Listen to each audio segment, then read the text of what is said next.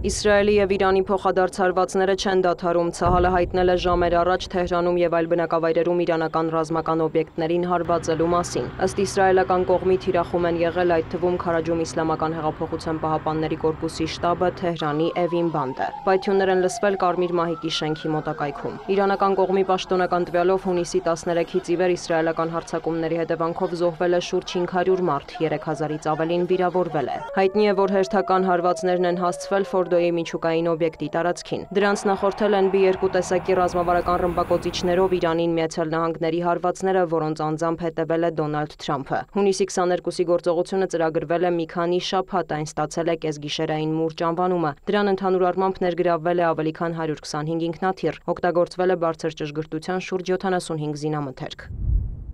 Հարվածել ենք Իրանի Ֆորդոյի, Նաթանզի և Սպահանի միջուկային օբյեկտներին։ Դրանց հսկայական վնաս է հասցվել այդ թվում գետնի տակ։ Մեր նպատակն էր թույլ չտալ, որ Իրանը շարունակի ուրանի հարստացումը և չեզոքացնել միջուկային սպառնալիքը։ Միացյալ Նահանգներին Իրանի ցանկացած հակահարված շատ ավելի հզոր պատասխան կստանա։ 40 տարի շարունակ Իրանն ասում է մահ Ամերիկային, մահ Իսրայելին։ Նրանք սպանել են մեր ժողովրդին, այլևս թույլ չենք տա, որ դա տեղի ունենա։ Հուսով եմ առաջիկայում կարիք չի լինի ներգրավել ամերիկյան ուժերը։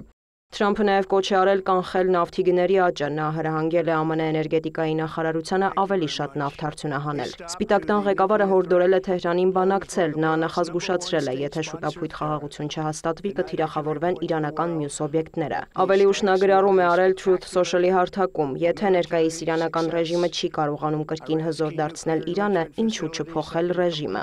Զուգահեռ Պենտագոնի ղեկավարը հայտարարել է, որ հունիսի 22-ի գործողության նպատակը ոչ թե Իրանում իշխանափոխությունը, այլ ամերիկյան շահերին սպառնացող վտանգը չեզոքացնելն էր։ ԱՄՆ նախագահը խաղաղություն է ցանկանում, շեշտել է Փիթեքսեթը։ Միացյալ Նահանգների փոխնախագահն էլ հայտարարել է, որ Իրանի հոգևոր առաջնորդի ճակատագրի հարցը պետք է որոշի Իսրայելը։ Վաշինգտոնը դրանում հետաքրքրված չէ։ Նա համոզմունք է հայտնել, որ ամերիկյան հարվածների հետևանքով Իրանի միջուկային ծրագիրը մի քանի տարով հետ է ընկել։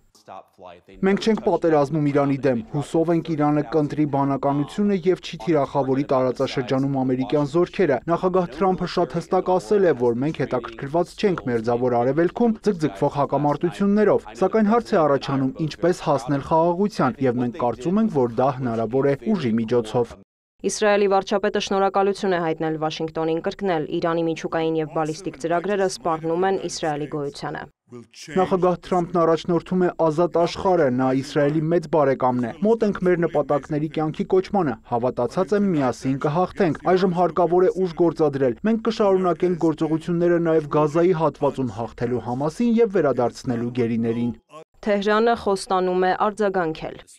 Մենք իրավունք ունենք պաշտպանվելու և կգործադրենք բոլոր անհրաժեշտ միջոցները։ Արևմուտքին վստահելու առիթները պակասել են, այնուհանդերձ դիվանագիտության դուռը պետք է բաց մնա։ Սակայն այժմ չենք կարող որոշում կայացնել, ում հետ կարող ենք բանակցել։ Երբ հարվածները դադարեցվեն, կմտածենք այդ մասին։ Շարունակելու ենք միջուկային ծրագիրը, որը բացառապես խաղաղ բնույթ է կրում։ Առողջին անդրադարձել է Հորմուզի ջրանցքը փակելու մասին Իրանի խորհրդարանի որոշմանը։ Այնտեղով է անցնում աշխարհի նավթի 15-ից 20%-ը։ Դիվանագետը շեշտել է, սեղանին շատ տարբերակներ են դրված։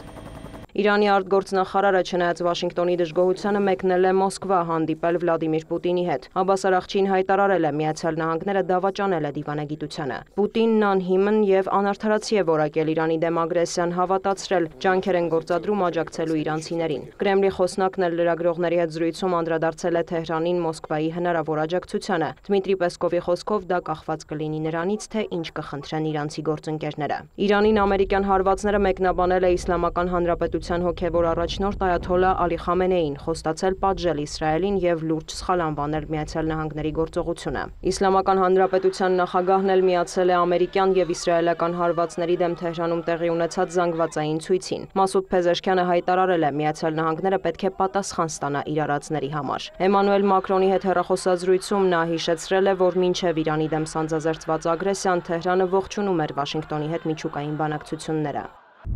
Մենք խոսում էինք վստահության մասին, բայց ինչպես կարող ենք վստահել նրանց հիմա։ Ի սկզբանե Վաշինգտոնը ասում էր, որ ցանկանում է ապահովել Իրանի միջուկային ծրագրի խաղաղ բնույթը, այնուհետև նրանք համակարգեցին իրենց գործողությունները Իսրայելի հետ։ Իրանը ոչ պատերազմ է ցանկանում, ոչ էլ ձգտում է միջուկային զենք ունենալ։ Նրանք մեզնից կապիտուլյացիա են պահանջում։ Դա տեղի չի ունենա։ Փեզեշքյանը Ֆրանսիայի նախագահին վստահեցրել է, որ Թեհրանը պատրաստ է Եվրոպայի հետ կառուցողական երկխոսության։ Մակրոնը ևս ընդգծել է դիվանագիտության կարևորությունը, զսպվածության կոչ արել Իրանին։ Միևնույն ժամանակ Փարիզը մտահոգություն է հայտնել Իրանին ամերիկյան հարվածների կապակցությամբ։ Ֆրանսիայի արտգործնախարարը հավատացրել է, կապ չունեն դրանց հետ։ Լոնդոնը ևս հայտարարում է, որ կապ չունի ամերիկյան հարվածների հետ, հորդորում Թեհրանին դիվանագիտական լուծում գտնել։ Գերմանիայի կանցլերն աջակցություն է հայտնում Վաշինգտոնի գործողությանը։ Սաուդյան Արաբիան դատապարտել է Իրանի ինքնիշխանության խախտումը, ըստ Կատարի արտգործնախարարության Իրանին Միացյալ Նահանգների հարվածները կարող են աղետալի հետևանքներ ունենալ։ Վաշինգտոնի վարած քաղաքականությունը դատապարտել են Իրաքը եւ Օմանը։ Մտահոգություն են հայտնել Ադրբեջանը, Թուրքիան, Բահրեյնը, Եգիպտոսը, Լիբանանը։ Եվրամիությունը հորդորել է կողմերին նստել բանակցությունների սեղանի շուրջ։ Ռուսաստանը, Չինաստանը եւ Պակիստանը Իրանի վրա ԱՄՆ հարձակումը դատապարտող բանաձևի նախագիծ են ներկայացրել ՄԱԿ անվտանգության խորհրդին։ Ռուսաստանի արտգործնախարարության պաշտոնական ներկայացուցիչ Մարիա Զախարովան հայտարարել է, որ ներկայումս տարածաշրջանում միջուկային զենք ունեցող միակ պետությունը Իսրայելն է, որն անտեսում է միջուկային զենքից զերծ Մերձավոր Արևելյան գոտի ստեղծելու բոլոր նախաձեռնությունները։ Եմենն էլ պաշտոնապես հայտարարել է Վաշինգտոնի հետ ավելի վաղ ձեռք բերված հրադադարի պայմանավորվածությունը չեղարկելու եւ Իրանի կողմից պատերազմին ներգրավվելու մասին։ Հութիները կոչ են արել Միացյալ Նահանգներին եւ Իսրայելին հեռու պահել իրենց նավերը Եմենի տարածքային ջրերից։